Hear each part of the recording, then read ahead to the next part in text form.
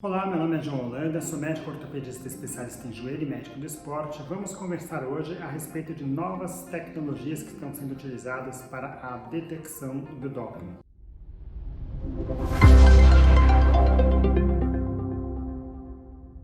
Desde que as leis antidoping e posteriormente as agências mundiais antidoping foram criadas, iniciou-se uma corrida de gato e rato em que, por um lado, pessoas mal intencionadas desenvolvem novas tecnologias para burlar os testes antidoping e, por outro lado, as agências tentando desenvolver novas tecnologias para identificar esses casos de doping. De alguma forma, é esperado que as novas formas de doping acabam indo um pouco à frente daquelas tecnologias de combate ao doping, porque no fundo você tenta identificar primeiro o que está sendo feito para depois criar um mecanismo de identificar aquilo no teste. Então, uma das formas que foi criada para evitar isso é a manutenção de uma amostra de um teste antidoping.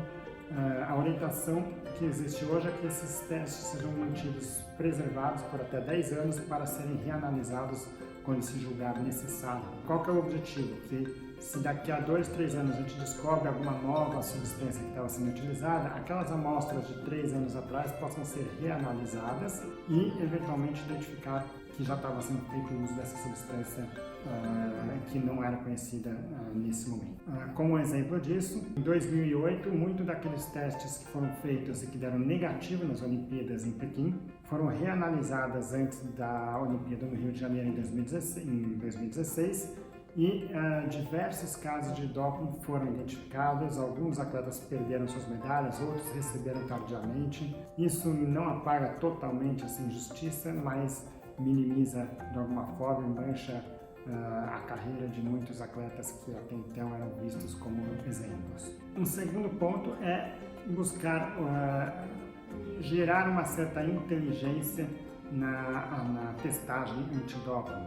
Então, cada esporte ele é mais propenso ao uso de certas substâncias. Então, por exemplo, um esporte de alta resistência, como o ciclismo, ele tende atrativo para o uso da eritropoetina, que é uma substância que vai aumentar o número de células vermelhas no sangue e ajudar a melhorar o transporte de oxigênio. Por outro lado, os esteroides anabolizantes eles são mais visados no esporte de força extrema, como o levantamento de peso olímpico.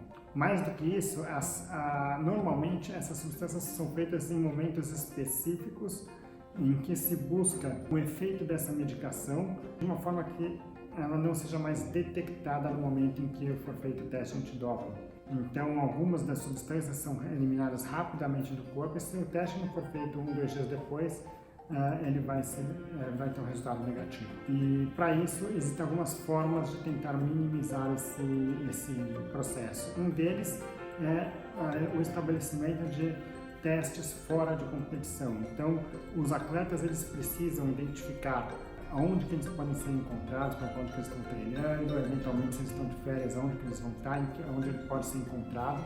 E tem casos de pessoas que estão de férias, enfim, uma situação totalmente fora de competição, vai chegar a agência antidoping lá e vai fazer um teste com ele. Se ele começa a fugir desses testes, de alguma forma, ele vai ser visto como um possível dopante e novos testes vão ser buscados naquele atleta. Se isso voltar a acontecer, ele então vai sofrer uma punição como se tivesse feito uso de uma droga ilícita. E um terceiro ponto que eu gostaria de falar aqui é a respeito do passaporte biológico. É uma nova ideia das agências antidoping e que realmente pode ajudar muito na identificação de uso de substâncias ilícitas.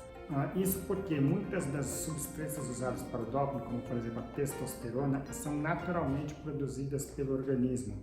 E eventualmente o uso de doses baixas e frequentes pode dificultar a identificação do uso irregular dessas substâncias e diferenciar o uso externo de uma produção pelo próprio organismo, lembrando-se que muitos atletas fogem um pouco do padrão de normalidade da população.